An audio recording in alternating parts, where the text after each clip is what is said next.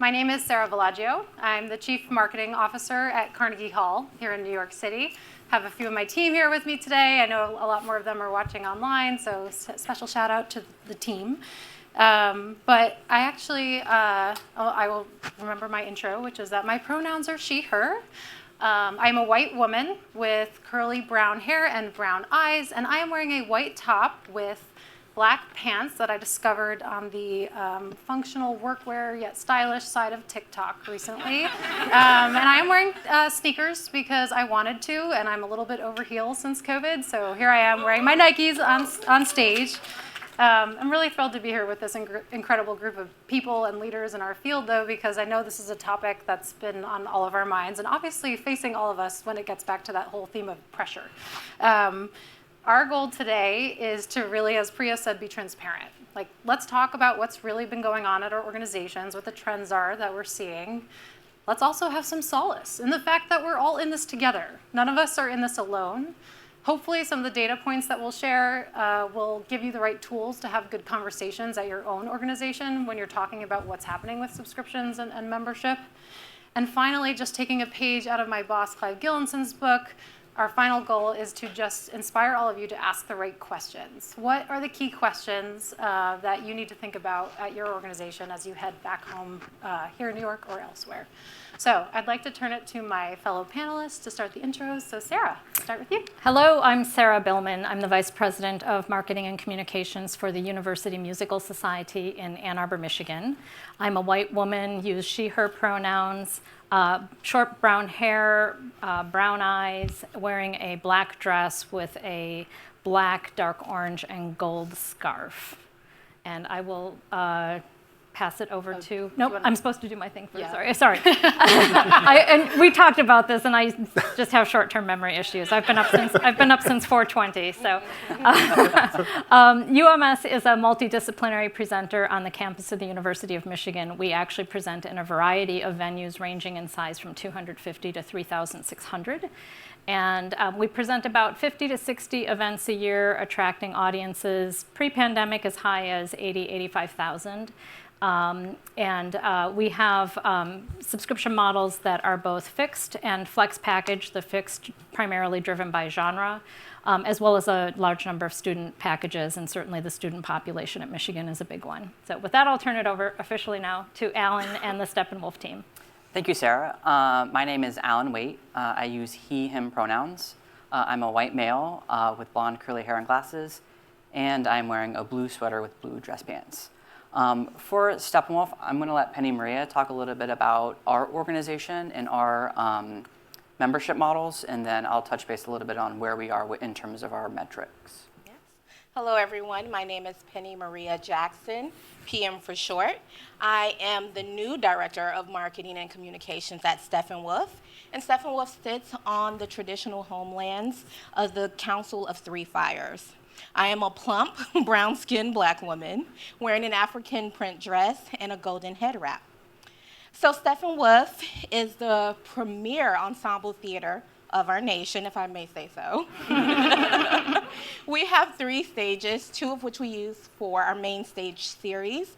And then we also have a smaller, more intimate black box, which we use to support community members, including individual artists and smaller theater companies who don't have space themselves. Our memberships, we have kind of 2 veins. We have a classic memberships for our traditional audiences. These are usually the people who have been with us pre-pandemic. And then we also have a new Flex membership that we've been working on that was sponsored by the Wallace Foundation. And this includes a black card and a red card. And they're flexible memberships. You can purchase 1 ticket for yourself or 6 tickets for your friends. It's 6 tickets per membership. And with the red card, we target people who are under 30 because we want them to get into the arts as well. Now I'll pass it over to Jack. Thank you, PM.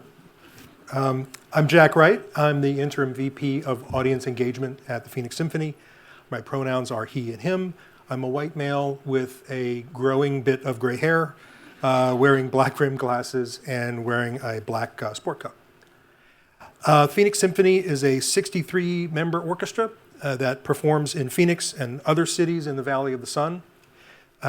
It's led by Virginia G. Piper music director Tito Munoz, who's a native of Queens. Pause for applause. Thank you. Yes. All Wait, right. I just heard that. Great. We are the resident orchestra at Symphony Hall in downtown Phoenix, but we perform in multiple venues across the valley, 7 of them this season, this coming season, 22-23. Our programming breaks down into traditional categories of classics, pops, and sort of special events. Current season is 33 weeks. Subscription sales typically make up about 30 to 40% of our annual revenue. And our current offering, now greatly simplified, which we'll get to later, is one very flexible subscription plan and one very generous college club plan. So far going reasonably well in both categories. Excellent. Okay, thank you, everyone. That was wonderful. Okay, so here we are talking about these things.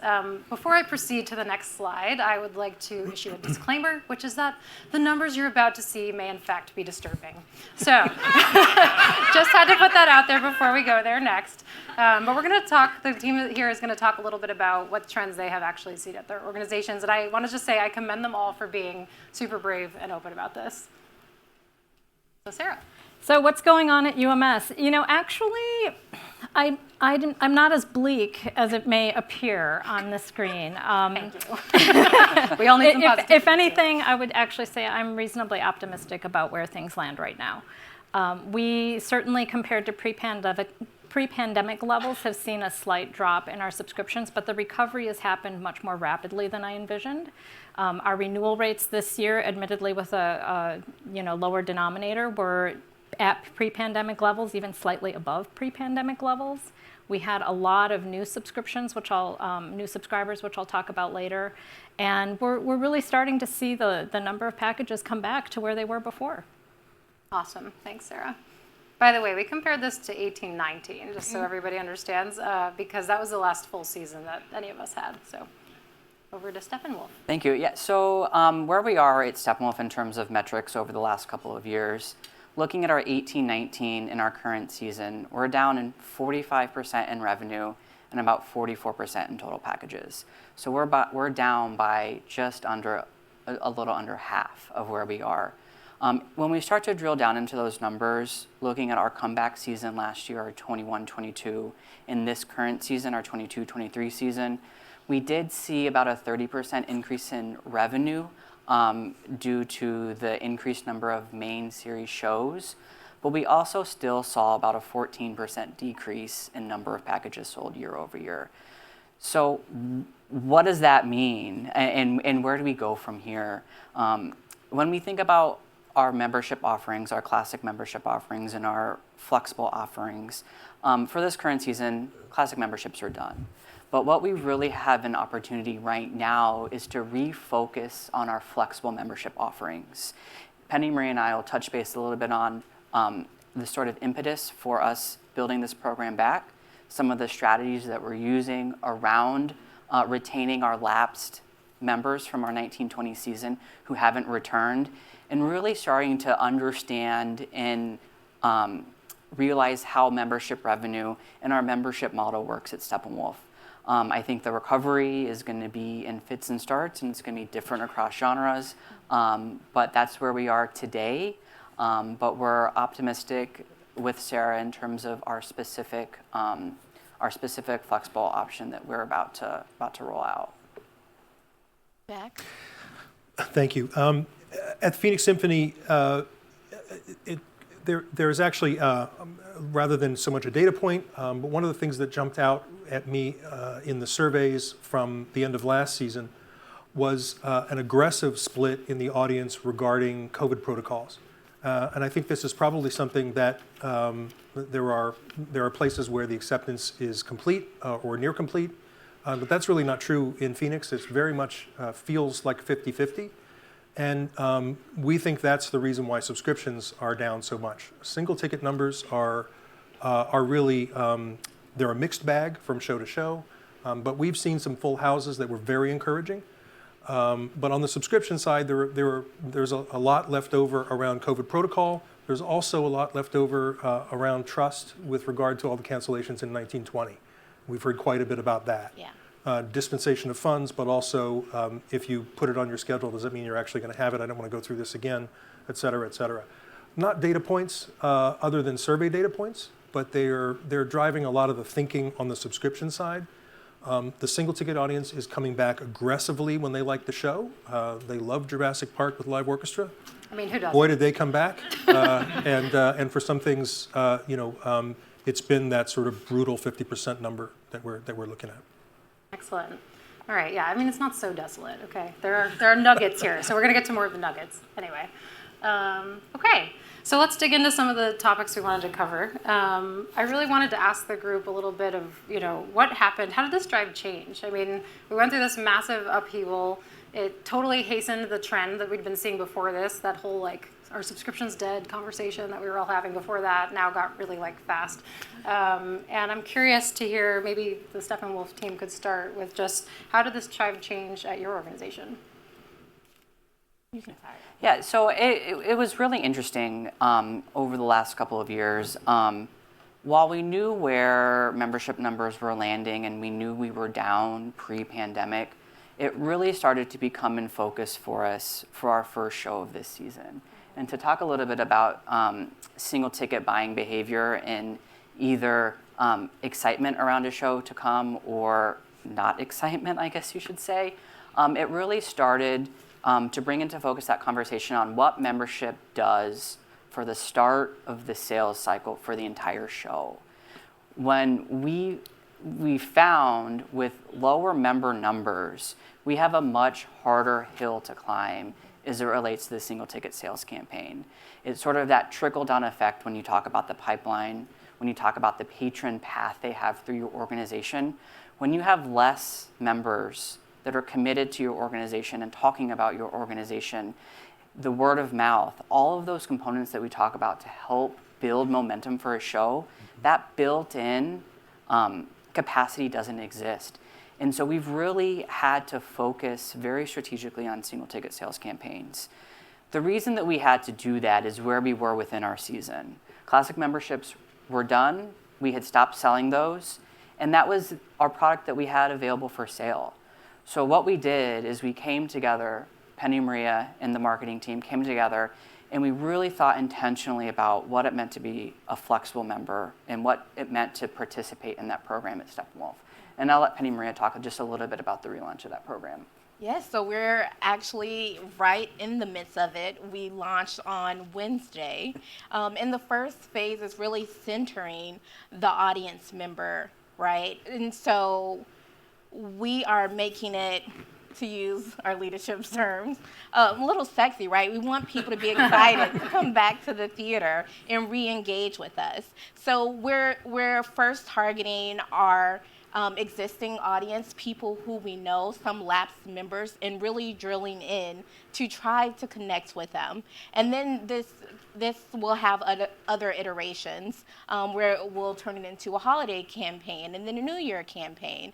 And really, we've adjusted the prices of the Flex membership packages so that they're more in alignment with the Classic membership, so you're still getting an even greater deal. And then we're also looking at access, right? Because that's what membership is all about. It's not just about a discount, but it's about being part of Steppenwolf and having agency. I'm going to bring you to my theater, right? And so we're looking to create that sort of environment for our Flex members.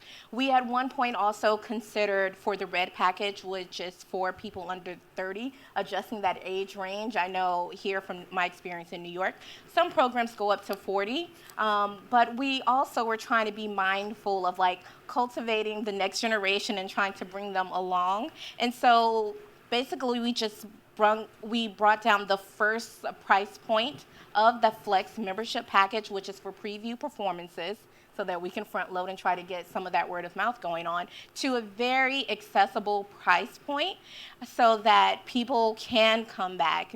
And it's just ever so slightly an increase, but it's really welcoming them back into our audiences.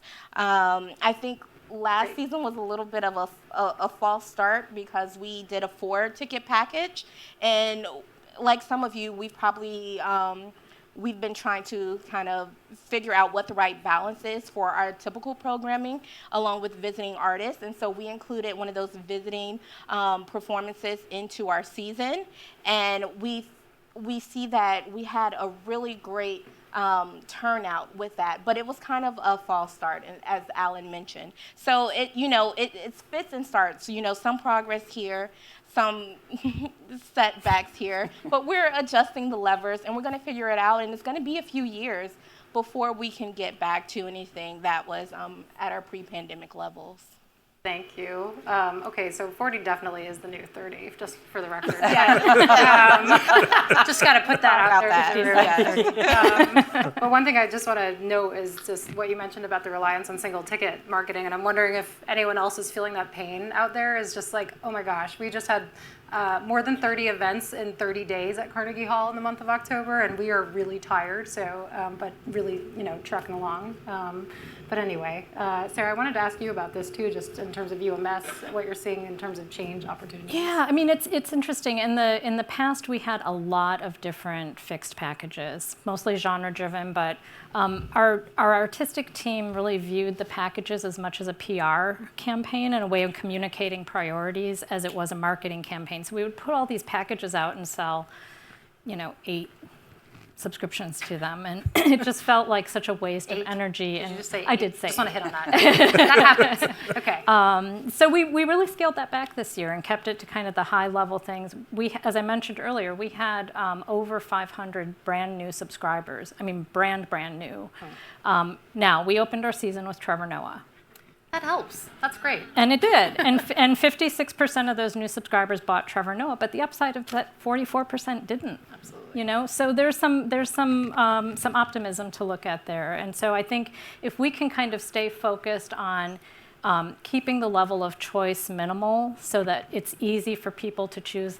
I will say 95% of those people who bought the new packages did the flex package. Mm-hmm. That is clearly the future for us. People want to have agency over what they're going to see and when they're going to see it.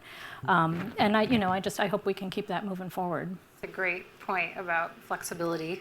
More on that to come. So next question, I wanted to start with Jack on this one, but really, what's on the test and learn list? What are you experimenting with? Because I think you've done some incredible new experiments over in Phoenix. Yeah, it's a pretty significant experiment underway. I want to start by saying, because I have interim in my title, that some of the data points or I'm talking about historical data and historical events. And everything I say with love in my heart. I'm not trying to be critical of people who made these decisions before. So I just want to go on the record as saying that. Having said that, the fixed package model that was in place at Phoenix Symphony was Byzantine, to say the least, and in my estimation, broken down in genre silos of classics and pop subscription, 10 to 13 shows a year. And that model was shuffled over 7 price zones in Symphony Hall to 17 to 20 pricing grids in the back of every brochure that subscribers were expected to navigate. And my feeling was that they weren't really we weren't asking them to make decisions based on the artistic product. We were asking them to make it essentially on price and essentially not making even that very easy. And so I wanted to simplify it. But not go all the way to the membership model. I don't think the organization's ready for that sort of thing yet. And so what had been happening was the fixed packages were declining precipitously since 15-16. That's what I mean by the historical data. For whatever reason, it had been a precipitous drop since that time. That simplified the process a little bit in the sense that clearly the audience was voting with their feet. Flex was staying steady. Flex had been launched fairly recently, but very much put in the background and kind of buried in the brochures and materials. But it was staying steady and occasionally rising. Overall, there were more people engaged with it if you looked at churn over a multi-year than there were in the fixed package, which was just dropping like a stone. And so there was a decision to be made about when to do that, how to do that, how aggressive to be. And so essentially, fixed packages are gone at the Phoenix Symphony. So far, no one's crying about it. But the questions we were asking ourselves at that time, could we make the move of the fixed buyers to a flex package environment? Would they come with us? Also, is the flex option attractive enough for new subscribers? That question really had kind of been answered in a pre-pandemic context already, and seems to be the way the wind is blowing in a lot of places. There was also the question of whether they would accept the loss of rollover seating, which this flex package does not use. Although with the numbers where they were, capacity-wise, we were able to give them pretty close to what they were getting before. So I was also concerned about a lower average revenue or ticket count. And in pass, essentially none of that came to pass. The conversion rate for fixed package folks from 21-22 has been 79%. Into flex pack. I mean, that's awesome. Okay. So it's a good number. Didn't make it onto the slide, but it's a good number. It's 79. We only had the dark numbers. Yeah. Then I looked at it and said, this is really depressing. Go on, sorry. And so far, and I think in part, some people that are buying now have been habituated toward buying more shows. So for now, the orders, the dollars per order, the number of shows per order is up in both categories. Revenue's up about $3 per order. That's going to go down over time, I have no doubt.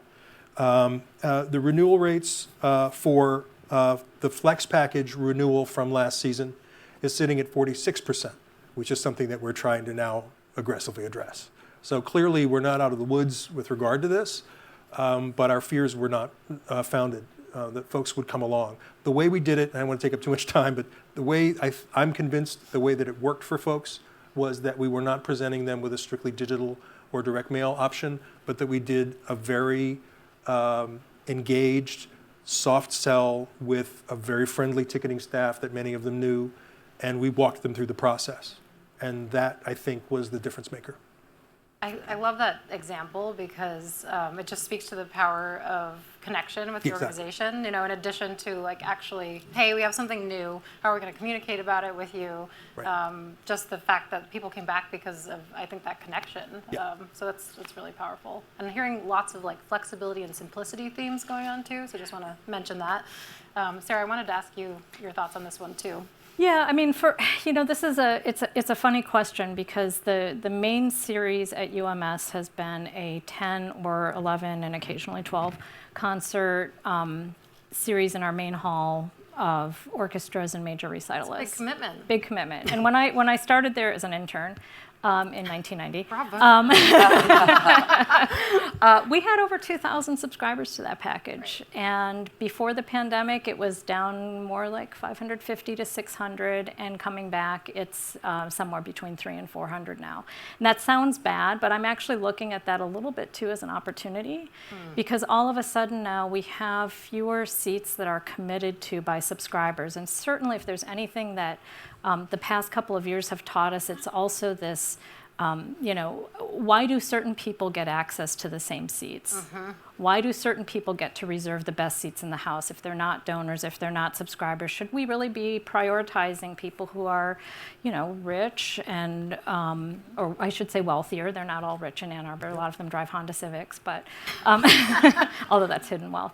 So we've been kind of thinking about, one thing I really want to try. I haven't figured out yet how to implement it. Is what if we moved a student section, a GA student section, into the main part of the house? What does that look like to really let some of these seasoned people who have been attending for decades see that there's actually interest in this art form from younger people, and that they're not just sitting up in the balcony, because we can sell 700 or 800 tickets to some of these big orchestras, but they're up in the balcony, so they're basically invisible. So we've been thinking about that. And then I think the other thing that I've been kind of in my mind toying with, and again haven't quite figured out, is some sort of pay what you will scenario. But because almost everything that we do is a single performance, it's a lot harder to say, Wednesday night is going to be pay what you will night. Oh, Wednesday night's a Berlin Philharmonic, forget that. So we're kind of mulling that over as well, but haven't quite figured that out. So maybe next year. Thank you. I think that point about different people in different seats is really interesting. I'll just say I went to the Met Opera recently, and the gentleman next to me said, "It's so nice to see young people here." And I was like, "Thank you. Wow, this is great. I'm in." So I did want to talk about, kidding off of what Sarah said, okay, there's been a decline, obviously. We all have more capacity, inventory available. What do we do with it? So does that open up a new set of opportunities, for us to do things a little bit differently, because not all the seats are taken up by subscribers early on. So Steppenwolf, you want to take that one? I'll start us off this Cool. time. Yes. So we also noticed that our new to file numbers were extremely high. And so we took this as a sign that, okay, we're doing something right because we're attracting new audiences. Part of that is our programming. Steppenwolf has been intentionally working to become more inclusive, and with this, we noticed that there's also a need to shift our audience engagement tactics, and that's part of the reason why I'm so excited to now be part of the team. So we're really looking to build up those new relationships. And I say relationships because it's not transactional, right? We want to make it ongoing and make sure that these people can come into the space, no matter who they are, and understand that they're seeing a play on stage that reflects something in humanity, in their spirit, right? And so we're actually, I think the whole pandemic forced all of us, not just companies like Steppenwolf who were a part of the Wallace Foundation campaign, but we're all doing that research to really learn, explore, figure out who this next generation is and try to connect with them. We're also looking to understand what the disconnect is between our lapsed members. So we're commissioning research to kind of look at both quantitative and qualitative data to find out, what exactly is holding people back. We have all sorts of assumptions, but we can't really finalize that until we know what the actual results are, and then that can inform our plans and our strategy going forward. But as of now, we are really excited to engage with new audiences that reflect the entirety of not only Chicago, but of the world. And so, Sarah, I also will say, we have a $20 ticket program. We sell some tickets in advance, 20 for 20, and then also depending on what our availability is for a show that day, you can also get tickets at that price point. And these tickets are always gone, they're always sold out. So we know that that demand is there for affordability and for access as well. I like the idea of what can you do last minute for the people who are last minute who only want to pay a certain price. Mm-hmm. I think that's good. We should all think about that. Let's see. I think one thing I wanted to ask about too, just pivoting a little bit, is, well, actually, I just want to add quickly that single ticket, this opening of inventory has really, I think, introduced a new opportunity for all of us to welcome those new audiences like all of you are speaking of. We had a couple concerts. We've had 2 concerts at the hall, one a week or so ago, and there were 83% brand new people in the hall. So that was inspiring, and then over the summer there was one at 87%, which I think is one of the highest we've ever had. I'm looking at Karen in the audience who's nodding to confirm that. But I think it's actually really exciting to think about, there's somebody brand new experiencing this for the very first time, and then maybe because we didn't sell this on subscription the way we always have, we had that opportunity. So anyway, I did want to talk about timelines because subscriptions, we're asking people to purchase and commit to us way far out. I think earlier in the day they were talking about relationships a little bit. Emma was, on the rom-com vibe, which I very much appreciated. But I think it's a lot to ask people to commit so far out. Sarah was talking about, a 12-show package.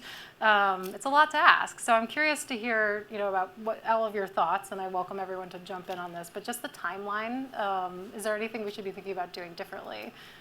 Anything you want to do? What would you do with the timeline if it was a blank slate? Well, we typically announce our season in mid-April, and for the first 3 months are only on sale with subscriptions. And gosh, by the time you get to about July 15th, you're desperate for new content and new things to talk about. So when you mentioned that you were hoping to go back to, I think it was a January announcement. We're going back to February this year. I mean, I just don't know how you keep that momentum building for that long with that same message to, really the same smaller group of people. But I certainly wouldn't want more time. And in fact have been even starting to think, are there ways of truncating that further? But again, with working in a university community, nobody's paying any attention to anything in July or August, so we might as well just stick with what we have. Yeah. For context, our timeline, because we're a presenter at Carnegie Hall, we're rolling out programming before many of the orchestras and the artists appearing. So it's all like a calculated announcement schedule. But I'm really curious about how, whether or not we can regain some of the fixed packages this cycle. So that's kind of one of the main things I'm looking at this year around. But others, happy to hear more about timelines. Yeah, I think for Steppenwolf, when we went on sale last season with memberships, we had a significantly condensed time frame. And as a result of that, I think we still saw the decrease in packages. We weren't really able to dedicate the resources and energy in sort of a 2.5, 3 month campaign that we had pre-pandemic. And so I think that's now a question in the organization around programming, around timing of when we confirm titles, and when we're able to announce to the public and go on sale with renewals. I think getting back some of that time. I don't think we'll have a 3-month renewal cycle, but 6 weeks is something that 6 weeks is not enough time for us in order to deal with all of the complexities around opening a new venue and communicating with members on their seating in different venues when seating locations aren't known that early in advance. So I think that timing, we need a little more time, but we'll do the best that we can with the time that we have. So I want to, there's a red light blinking at me. So I want to actually open it up, if that's okay, Jack. Sorry to miss you on this one. No worries. Jack is here available afterwards for questions, conversation, and through DM. Just sorry, Crawford's used that. I wanted to open it up for Q&A to see if anyone in the room or in the chat has questions. Hi, over there. Hi, I have some questions from the chat. Great. How much do you think programming has to do with revenue and subscriptions being down? Are audiences being more picky with entertainment options, do you think, after learning so much about streaming during the pandemic? Interesting. So the question is, how much do you think programming has to do with people making choices, essentially, about what they're attending? Can you repeat the second one? And how much do you think streaming options that people have explored during the pandemic has impacted this as well? Anyone want to take this one? It's just a little bit of playing a hunch, but I feel my sense of it is that the audiences that were coming in the past are not coming, not because they've aggressively changed some particular habit in the moment, because, and the evidence that I have, I wouldn't call it data, is watching the audiences that are coming back and how they're feeling about the process. And the excitement levels of the people who are choosing to come out are off the charts. I don't think anybody's getting that same level of excitement in a streaming environment. They might be getting different content that they couldn't get otherwise. But my sense is that that's a long-form problem more than a COVID return problem. Right. That's my sense of it. You know, it's interesting. I was on a call a few weeks ago with Alan Brown, and he mentioned that in the surveying that they've continued to do, they've discovered that the lapsed subscribers who aren't coming back are not coming back because of health and safety concerns. Yep. And the other people who aren't coming back, it's because they haven't found the program that they're interested in. I thought that was actually such an interesting way of framing the audience, because the lapsed subscribers are your loyal people. They want to be there if they feel comfortable. Yep. So it was just, for me, that was a really kind of an aha moment about thinking about why people are or are not coming back. I think the competition is also just really stiff for all of the theaters that are still open and operating, which is a blessing in this time, right? So it's not just streaming, but aside from that, people are going out less and less, right? So if they used to come to every show we did a season, now maybe they're coming to half of that, and they're splitting their time between Steppenwolf and The Goodman, for example. And so I think it's those choices that are really impacting us negatively. But shows are open all around. People still want to see live theater. They still need it. They crave it, right?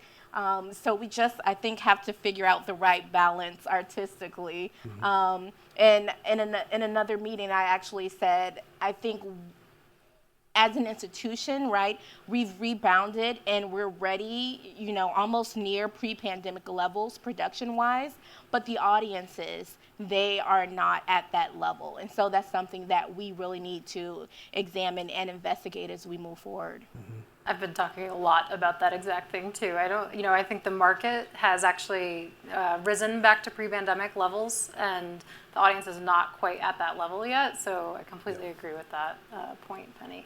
I'm not sure audiences will really notice if we do a little bit less either. I know that's a great. I think that's a great point too. Yeah. Our survey data really does bear out that notion that it's, for so many people, it's the fear of being in a public place Right. now. That's still lingering. I agree. But it's not so much that they are living their life in some way that they're differently, that they're more satisfied with. They're not happy about not coming back, but they're Right. not coming back. Although I think also we're competing with people's couches, Yeah. more so than we ever have before. I'll just say that. I think everyone's so tired. We've been talking a little bit about that throughout today, and I think that's happening for our audiences too. Everybody's a little bit tired, so it actually takes that much more to be motivated to come out and see something, I think. 8 p.m. is late. 8 p.m. is late. Also, let's just say real quick, 8 p.m. is really late, and then there's an intermission or two. But in New York City, I think one of the things that's been happening is transit. People are nervous about being out after dark and taking the trains home, and so I think that has been a theme that we've heard here and there as well. All right, next question. Let's keep going. Do you see the flex subscription model potentially leading to less support for smaller name shows, new works, or shows that push the envelope? So in other words, do you think flexible subscription models might be a major threat to artistic innovation? Ooh, that was a great ending to that question. The question being, do we think the flex packages are going to leave us with orphan shows, just to paraphrase it a little bit in terms of sales? We talked a little bit about this in some of our pregame panel sessions. Welcome people to jump in on this. I think it's a real risk. Yeah. I do think, I'm looking just at the Phoenix Symphony sort of model, and much of the programming that is new music programming, for example, is not available on subscription. It's not booked on the same cycle. And so it's already sort of behind the curve from a subscription standpoint. But the orphan show scenario is, you can see a subtle dip that wasn't there. But we went back and looked at the scan rates from the shows to see whether people were buying different programming and just not showing up. And they were showing up for it. And so that gave me pause about whether we need to find, we can't, this model's not one size fits all by any means, and it's going to take some work, but I'm not sure. I think the damage that fixed packages, if they're too large, have the potential to do is greater than that they will do to programming, but that's my calculus. Everybody has their own. Definitely.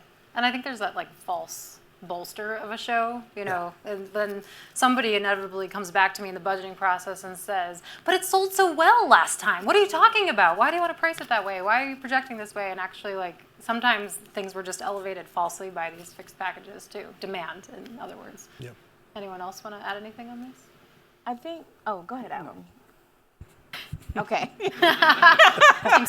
I was just going to say, I think it also depends on what your company is known for. So Steppenwolf is known for being an ensemble theater. So we have names who are constantly part of our season, well-known names from stage and from film. So I think that helps in this particular instance. And then also we're known as an incubator, right? So people know that, they might see the next big show at Steppenwolf before it goes to Broadway. Alan, do you want to add anything to that? I was going to say, for our flexible membership model, people purchase a set of tickets. So what they're buying is a credit. So they're not actually buying a show. They have to redeem for the show that they want to see. And so that's a little different than CYO, what other organizations may have, where you're purchasing a fixed number of performances across the year or within a certain time frame or certain programming. But what we're starting to do now is understand what the usage is of that for our flexible membership program? Where are our Black Card members attending? Are they attending at the beginning of the run, the middle of the run, or are they? Is there a correlation with redemption as it relates to single ticket sales? And is there any type of data that we can extrapolate from single ticket sales that would give us an inclination on how we can project sales for Black Card redemption?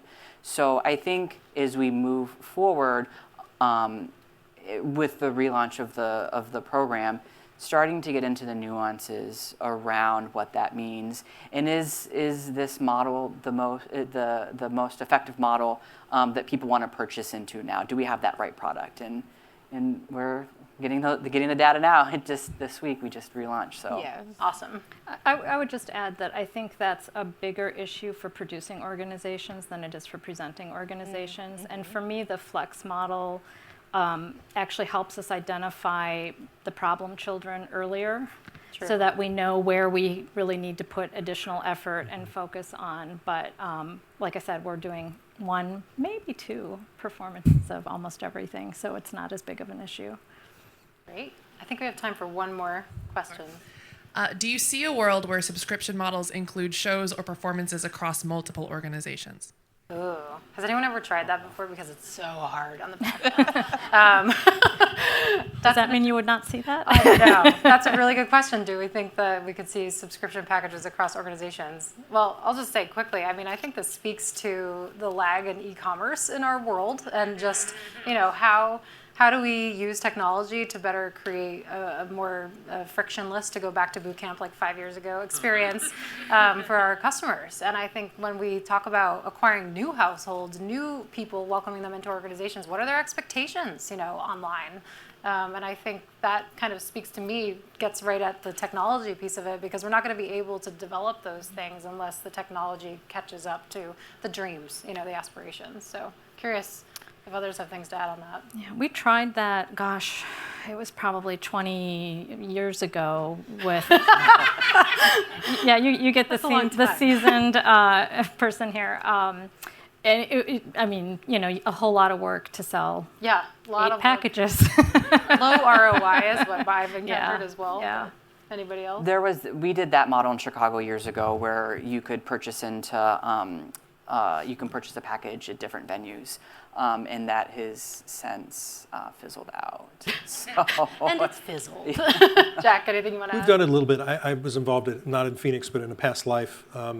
And it requires an awful lot of trust between organizations to make That's it work. true. It's a good point. And speaks to the culture of the given sort of DMA or whatever that, does that trust exist? Right. And then you're giving your email address to 5 organizations instead Yeah. of just 1. It's a lot of admin work. Anyway, so we're getting towards time here, and I wanted to close circling back to the objective stated at the top of the session, to really think about the questions that we're asking. So I asked each of the group to just share a burning question on their minds as they're heading into this next campaign cycle, because I think Priya said it earlier, we definitely don't have all the answers in this area. We have, I think Penny Maria said it too, we have a few years, I think, to kind of come out of this and understand where we are. Mm-hmm. And I was talking to my former colleague, Mrinalini, earlier, who reminded me that, all the data is like not what it was. So we're all kind of, looking at the best possible data set we can. But with that, would love to, do we have a volunteer to go first on this one? I didn't pick an order. Jack, I'll go first at you. Awesome. at the risk of forcing the conversation into a slight pivot. One of the issues that the Symphony has in Phoenix is the geography of the Valley of the Sun, which I love as a name. It sounds invented, but it's they've called it that forever. Maricopa County is the 5th fastest growing county in the country. And that's been true for some time, or something similar in terms of the influx of people from all over the country. And so that growth has led what were disparate cities to grow into each other. But all along, the downtown Symphony Hall environment that is the core of what the Symphony's offering, both in terms of venue and programming location, is alternatives have been created all over the city over time, because it's an immense geographic area that we're talking about here for Glendale and Scottsdale and Mesa and all of these towns. And so we're looking at, and people have dipped a toe in this water before, but we're looking at ways that we can expand venue locations on a more consistent basis. Easier said than done when you're putting 63 people on a stage. And so what I'm very interested in doing is tapping into the data sets coming in of new to the Valley folks. And the best way that I've found to do it, other than the lead generation, which I will be following up on, certainly, per these conversations, is it feels like a Hail Mary and it feels very old school, but is trying to get in very early in the process of talking to new arrivals. And those lists are available, they're affordable, you can go at them with very inexpensive direct mail, and that's something we've done a little bit of, and I want to do a lot more. Excellent. All right. Thank you. Stefan Wolf. So I think we all know that the membership model was kind of fractured even before the pandemic, right? So we're just now trying to rectify what was already heading our way. And I think for us, this is an opportunity for world building, for trying to figure out what the future will look like. What those audiences will look like. And so for us, it's a chance to, I think, dig a little deeper in the connections that we're making to all of these new to file people, trying to really speak to them organically. I'm one of those people who like to stand in the lobby and listen, during intermission. And, love it. And before the show, how'd you get here? So I like to collect information organically too. And I'm really looking to see how all of that data can inform the future that we're looking to create, which for Stefan Wolf is a more inclusive view, not only on stage, but also in the audience as well. Awesome. Ellen? And then the biggest thing I think is as we go into the third membership cycle, as we come out of the pandemic, what that right sizing is, what that looks like. How does memberships, what does that affect on the budget? How are budgets laid out across memberships and single ticket sales? And what is that membership base? Where are we going to land? And how long is that arc? 3 to 5 years, 5 to 7 years? Will we ever be back to 18, 19 numbers? And I think that's the question we talk about in the office every day. What's the future? Well said. Sarah? I would say I have two burning questions. One, of course, is more practical and immediate. Can we keep all of these new people that are coming in, or is that truly the Trevor Noah effect? But the second one, I think, so often our subscription packages have been developed around the artists on the stage and not really developed for the people who are attending. And so I think a lot about how can we kind of flip that model and develop things for certain groups of people rather than develop things based on who's going to be coming. So as an example, for us, we just did a small, modest, not super successful campaign for new faculty members to the university. And I don't think we laid the groundwork right for them to be ready to receive that kind of offer, but that's a group of people where we can put something together that makes sense for them and is a way of engaging people early on. Great. Yeah, I think that comes nicely into what I was going to share, which is that, I've really started to wonder what is it that we can do for our audiences, like just really taking a step back. We think of subscribers as people who bolster our audience. They're the base. They're setting us up for success as we head into a new season. And I really want to think about what we as organizations and as marketers and as caretakers of audiences, what can we do to inspire them to be a part of our world? So I hope that this was helpful. Thank you so much, Jack, PM, Alan, Sarah. What an honor to be up here on stage with each of you. So thank you. And with you. And thanks everybody for listening, tuning in, being here.